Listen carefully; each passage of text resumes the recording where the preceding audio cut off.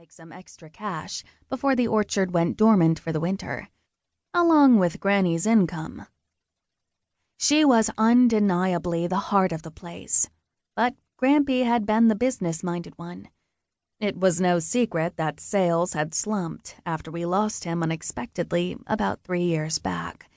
But it wasn't until a few weeks ago, when Granny came to me with a stack of unpaid bills and a nearly depleted savings account, that I'd realized the orchard was in serious financial trouble. We had to turn things around fast, and drumming up Christmas sales seemed like a solid start. Lucky for us, I'd been taking business classes at the local community college every Saturday since high school graduation.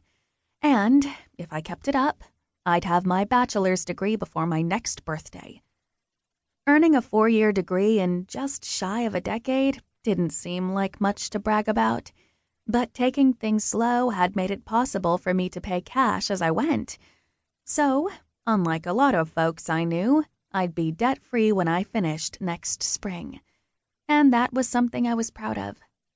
I even had a little nest egg to show for my patience and some big ideas on how to help Granny make money from her harvest all year long, assuming I could get the local banker on my side.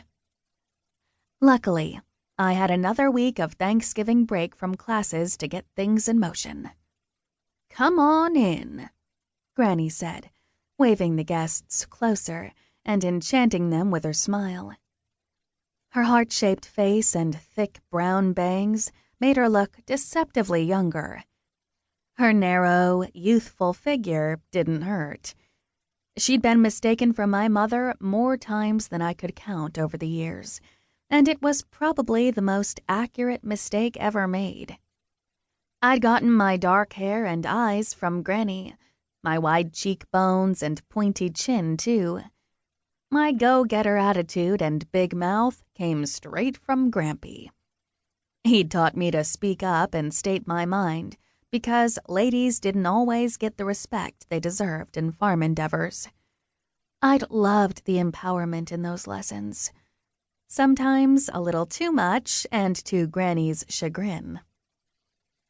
I stood back as Granny shook a few hands and smiled warmly, the only way she knew how. "Thank you so much for joining us. I know the popular notion for Black Friday is to crowd into a mall and fight your way to deals, but I think you'll go home feeling much more satisfied after spending a day in the fresh air and sunshine. And it couldn't be a more beautiful morning," she said.